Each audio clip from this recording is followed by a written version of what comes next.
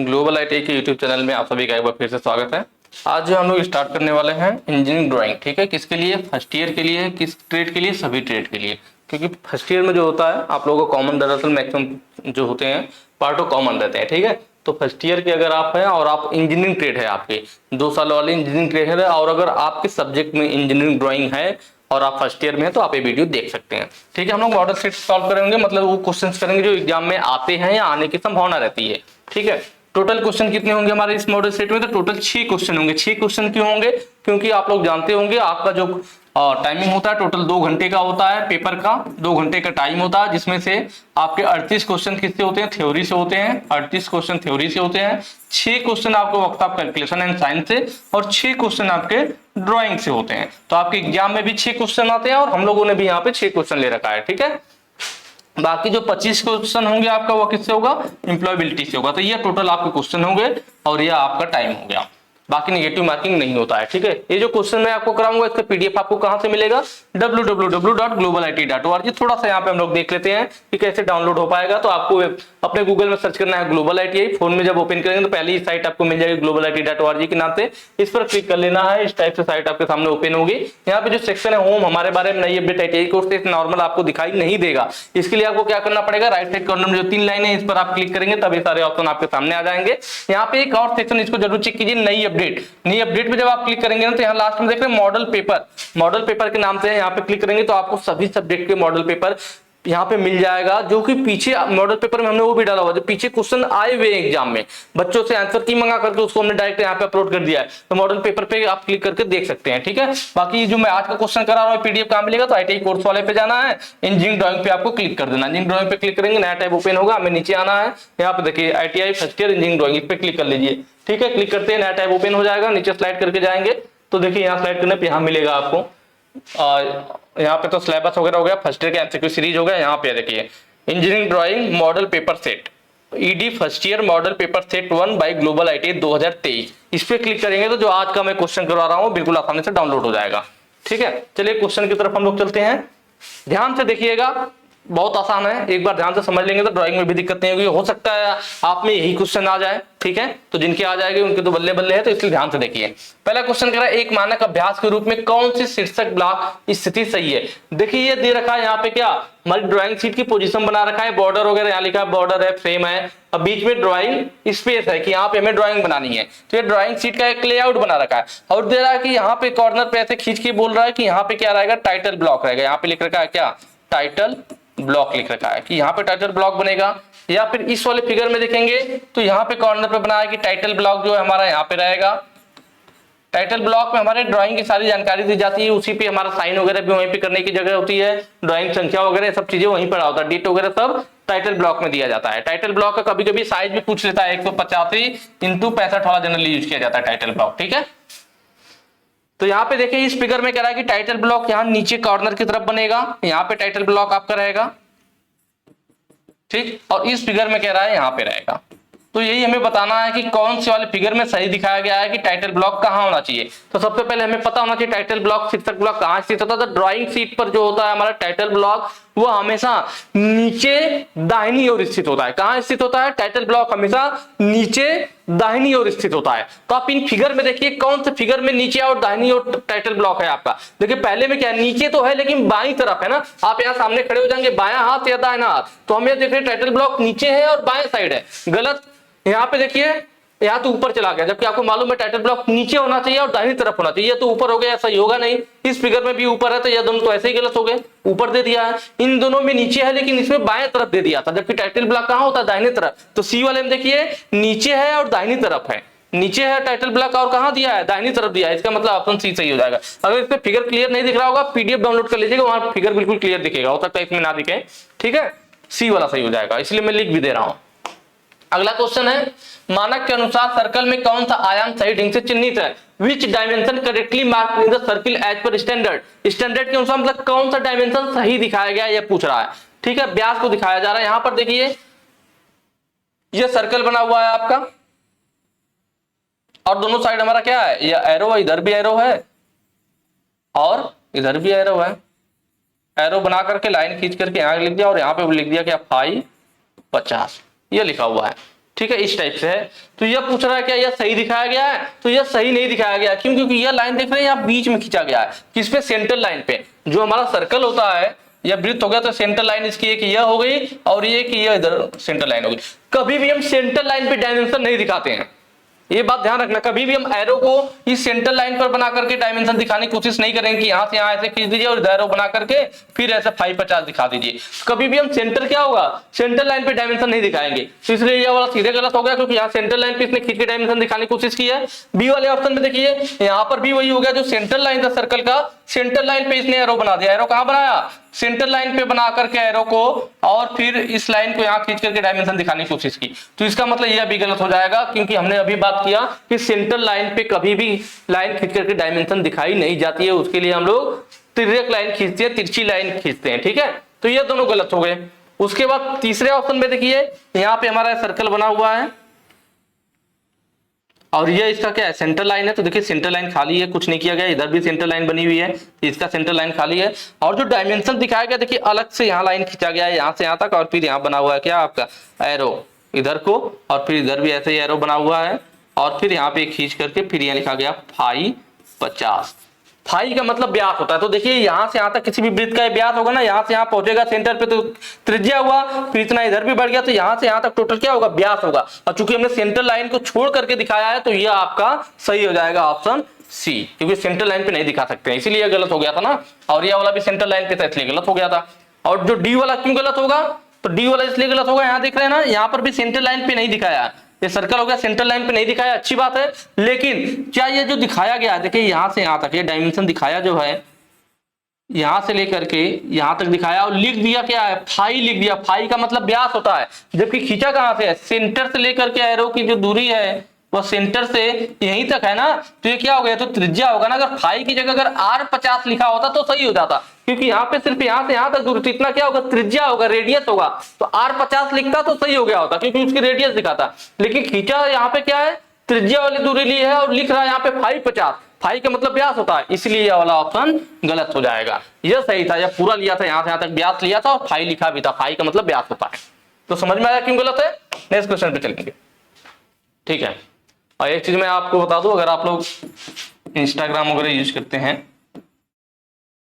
आजकल काफी पॉपुलर हो रहा है, तो यहाँ पर आप लोग मुझसे भी जुड़ सकते हैं। आपको सर्च करना पड़ेगा ग्लोबल ITI_,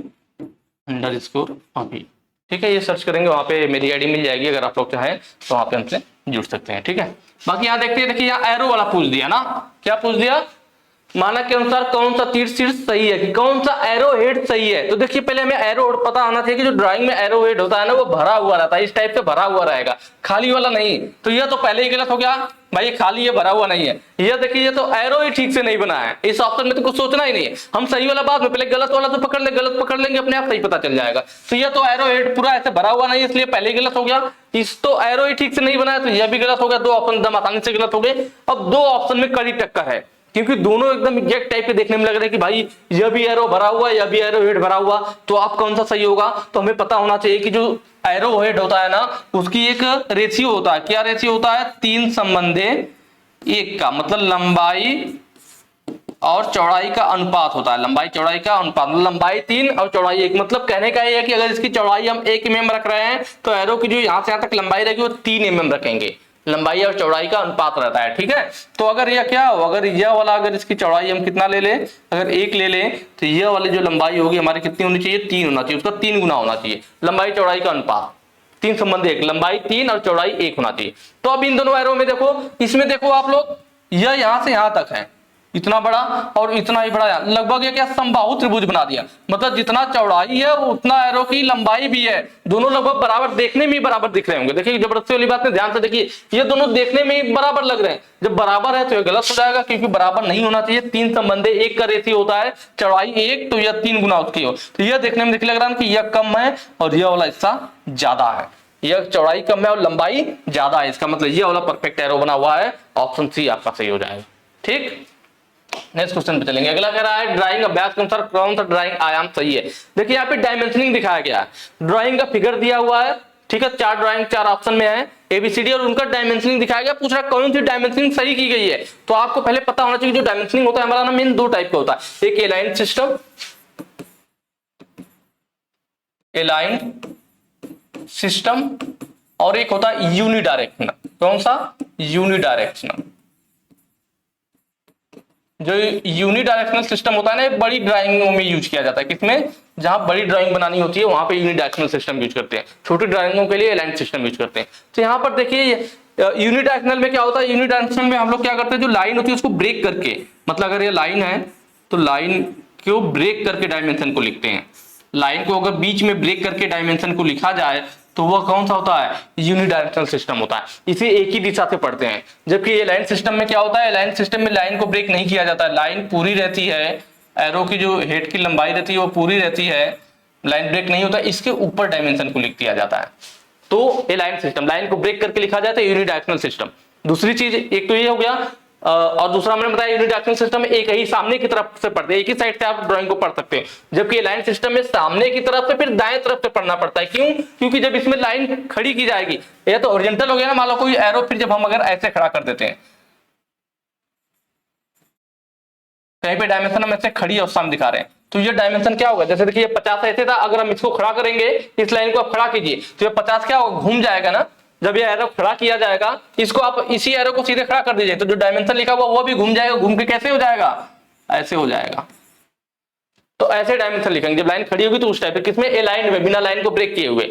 जबकि यूनिडायरेक्शनल में क्या होगा, यूनिडायरेक्शनल में जब हम खड़ी वाली लाइन में खींचेंगे ना, अगर डायमेंशन को हम दिखाएंगे, तो इसमें भी लाइन को ब्रेक किया जाएगा, और जो हमारा डायमेंशन होगा वो सीधा ही लिखा जाएगा। जैसे यहां सीधा लिखा गया था, वैसे ही खड़ी वाली लाइन में भी लिखा जाएगा, सेम यूनिडायरेक्शनल, एक ही दिशा में, हमेशा डायमेंशन एक ही दिशा में रहेगा। जबकि लाइन वाले में क्या हो रहा है, जब लाइन हॉरिजॉन्टल थी तो वैसे था, वर्टिकल हुई तो वह भी वैसे उसकी दिशा चेंज हो गई। तो ये लाइन सिस्टम, ठीक है, ये चीज है। तो ये जानते रहेंगे तभी इसमें गलती पकड़ पाएंगे। तो यहाँ पे देख रहे हैं कि जो भी डायमेंशन दिखाई गई है फिगर में, अगर आपको फिगर क्लियर ना दिख रहा हो तो पीडीएफ में देख लेना, पीडीएफ डाउनलोड करके। पीडीएफ कैसे डाउनलोड करना, स्टार्टिंग में मैंने बताया था, बिना स्किप किए हुए देखे होंगे तो आपको पता चला होगा।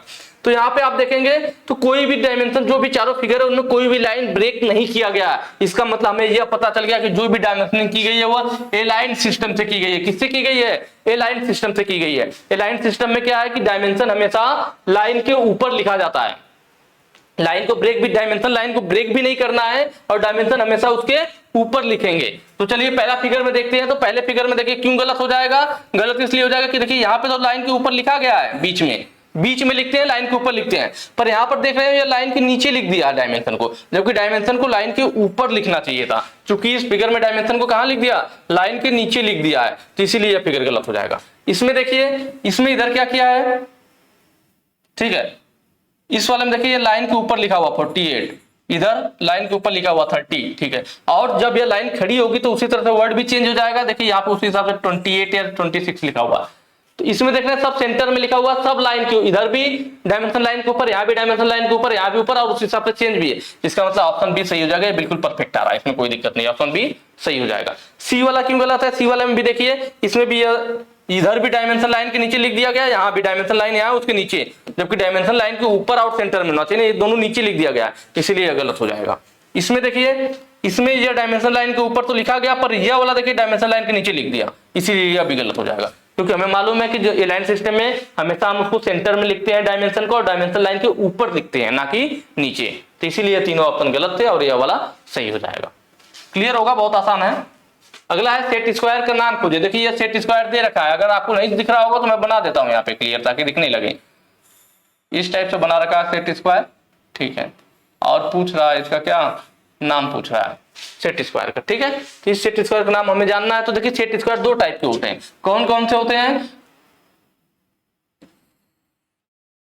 एक तो इस टाइप से, दोनों की यह सब बराबर रहेगा, ठीक है, और एक होता है हमारा लंबाई ज्यादा होगी, यह वाला हिस्सा कम होगा, ठीक है। इसमें जो होता है यह 90 डिग्री होता है, इसमें यह 90 डिग्री होता है, इसलिए 90 डिग्री दोनों में कॉमन है, इसलिए 90 डिग्री वाला हम लोग नाम नहीं लेते हैं। किसका नाम लेते हैं, इसमें दोनों भुजाएं बराबर है, तो इनके दोनों कोण भी बराबर होंगे, तो यह 90 हो गया, तो यह दोनों कितना 45 का बचेगा, तभी तो 180 होगा तीनों मिला करके, तो ये दोनों 45 हो गए। तो इस वाले को क्या बोलते हैं हम लोग, इसको बोलते हैं 45 डिग्री सेट स्क्वायर। क्या बोलते हैं, 45 डिग्री सेट स्क्वायर, या फिर ऑब्लिक सेट स्क्वायर भी बोल देते हैं, ऑब्लिक सेट स्क्वायर भी बोल दिया जाता है, ठीक है।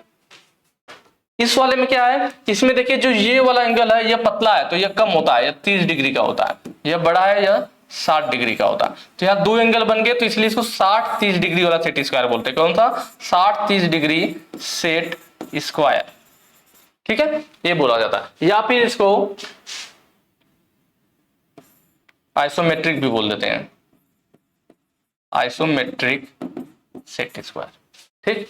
तो यहाँ पे देखिए कौन सा वाला है, तो इस फिगर में आपको दिख रहा हो कि यह वाली लंबाई और यह वाली लंबाई लगभग बराबर दिख रही है, दोनों लंबाई बराबर दिख रही है, यह 90 डिग्री है, इसका मतलब यह भी 45 डिग्री होगा और यह भी 45 डिग्री होगा। तो ऑप्शन देखिए कौन सा वाला 45 डिग्री वाला सेट स्क्वायर है जो मैंने पहला बना रखा है। 60-30 वाला उधर वाला है, तो 60-30 ऊपर से इसमें ऑप्शन भी नहीं है ना, 60 अलग दिया है, 30 अलग दिया है, वो वाला सेट स्क्वायर होता तो 60-30 एक ही साथ लिखता है ऐसे 60-30 सेट स्क्वायर, तो वो तो ऑप्शन में ही नहीं है, तो सीधे आप समझ जाओगे कौन सा वाला है, 45 वाला है, 45 degree set square. Next question पे चलेंगे, लास्ट है आपका उपकरण का नाम पहचान। देखिए ये फिगर दे रखा है और पूछ रखा है कि यह कौन सा इंस्ट्रूमेंट। देखिए ये इसलिए मैं बार बार कहता हूं आप लोगों को, ड्राइंग में जो पहले की वीडियो आपने देखा होगा प्लेलिस्ट में, मैंने बताया था कि आप लोग हैंड टूल्स जरूर देख लीजिए। हैंड टूल्स मतलब जैसे कॉम्बिनेशन प्लायर हो गया आपका, या स्पैनर हो गया, वी ब्लॉक हो गया, मतलब इस टाइप से जो भी आपके हैंड टूल्स है, नोज प्लायर हो गया, तो उनको आप देख लीजिए कि उनका फिगर कैसा होता है, क्योंकि कई बार एग्जाम में हैंड टूल से 100% क्वेश्चन आते हैं। कोई ना कोई हैंड टूल्स का दे देगा आपको और पूछेगा कि पहचानिए कि ये कौन सा टूल्स है। जैसे यहाँ पे ये फिगर बना रखा है, शायद आपको क्लियर ना दिख रहा हो तो हल्का सा मैं यहाँ पे लाइन चला देता हूं जिससे कि आप लोग देख पाओ।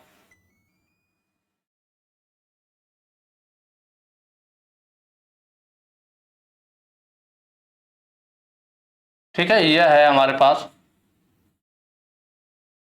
इस टाइप से, क्या है आपको दिख रहा होगा, ये हमारे पास स्पैनर है। पूछ रहा है कौन सा स्पैनर है, तो देखिए इसके साइड दोनों साइड मुंह है ना, तो इसको हम लोग क्या बोलते हैं, डबल इंडेड स्पैनर बोलते हैं। क्या?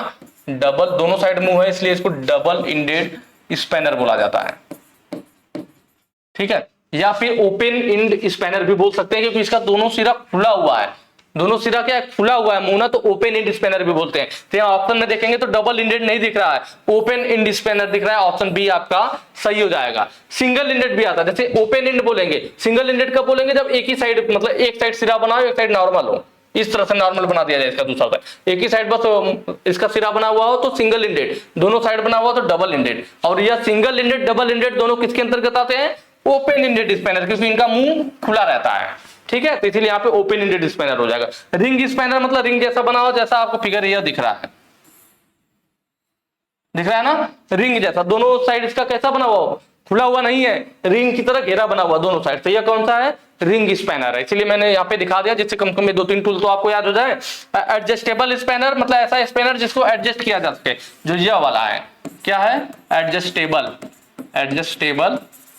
स्पैनर, ठीक है। यहाँ पे देख रहे होंगे आप लोग, यहाँ पे स्क्रू टाइप का बना हुआ, जब इसको घुमाते हैं तो इसका जबड़ा खुलता है, बंद होता है, मतलब जिस साइज की हमें जरूरत होती है इस स्क्रू को घुमा करके इसके साइज को कम ज्यादा किया जा सकता है, इसीलिए इसको हम लोग एडजस्टेबल स्पैनर बोलते हैं कि इसके साइज को हम लोग एडजस्ट कर सकते हैं। रिंग वाले में घेरा बना हुआ है तो रिंग स्पैनर हो गया अंगूठी की तरह, और ओपन वाले में दोनों सिरा खुला हुआ है तो ओपन एंडेड स्पैनर या डबल एंडेड स्पैनर बोलते हैं। तो आप लोग हैंड टूल्स वगैरह का फिगर जरूर देख लीजिए, इससे रिलेटेड आपके एग्जाम में क्वेश्चन आ जाते हैं। बाकी हमेशा की तरह वही कहूंगा, अगर वीडियो अच्छी लगी हो तो ज्यादा ज्यादा शेयर कीजिएगा, और बस इतना ही, आगे के क्वेश्चन जो हम लोग नेक्स्ट वीडियो में करेंगे। Thank you.